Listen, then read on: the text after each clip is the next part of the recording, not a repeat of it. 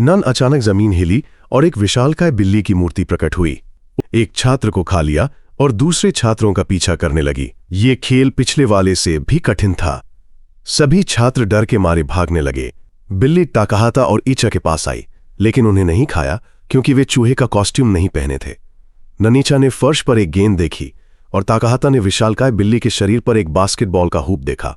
उसे समझ आ गया कि मकसद गेंद को उस हूप में डालना है।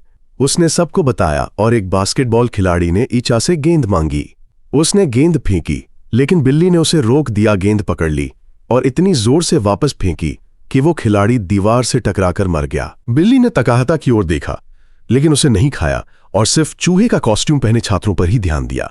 ताकाहाता ने यह बात समझ ली और सभी को कॉस्ट्यूम उतारने के लिए कहा। सभी ने कॉस्ट्यूम उतार दिए और सोचा कि अब वे सुरक्षित हैं।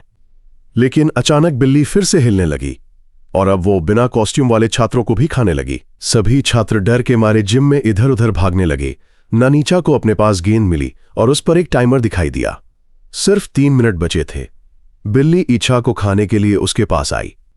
जब ताकाहाता ने अपनी दोस्त को खतरे में देखा तो उसने तुरंत एक चूहे का कॉस्ट्यूम पहन लिया ताकि बिल्ली का ध्यान ईचा से हट जाए।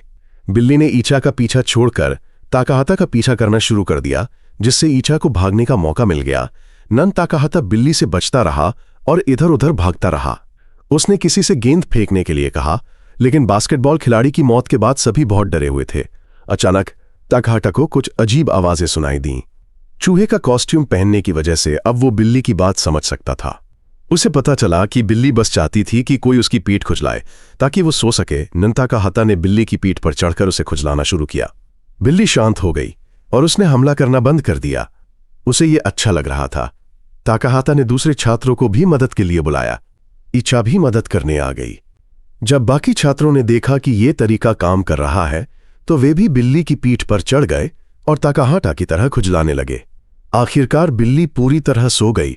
दिन ताकाहाता ने गेंद उठाई और बास्केट में डालने के लिए तैयार हुआ, लेकिन अचानक सभी छात्र उसके पास दौड़े। हर कोई खुद गेंद फेंकना चाहता था। सभी को डर था कि केवल वही व्यक्ति जो गेंद फेंकेगा बचेगा।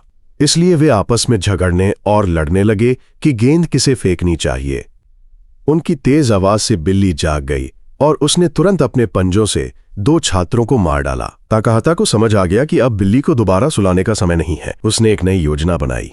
उसने एक फटी हुई बास्केटबॉल ली और ईचा से बिल्ली की असली गेंद लेकर उसे छिपाने के लिए चेंजिंग रूम में जाने को कहा। कुछ देर बाद वे दोनों लौटे और हर एक के हाथ में चूहे के कपड़े